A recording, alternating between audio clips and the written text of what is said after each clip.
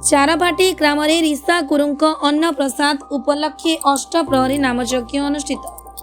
बौचिला Kantamal block Rengali ग्राम पंचायत अधीन चारभाटी ग्राम रीसांक अन्न प्रसाद उपलक्षे अष्टप्रहरी नामयज्ञ अनुष्ठित हो जाइछि। नामयज्ञ मुख्य कर्ता भाव में धरणी गुरुंक पुओ अजित गुरु और तांको स्त्री रूपेली गुरु कर्ता होइतिबा बेले पूजक प्रदीप कर, टंकधर कर और चंपेश्वर कर ए नामयज्ञ पूजा काम तुलाई।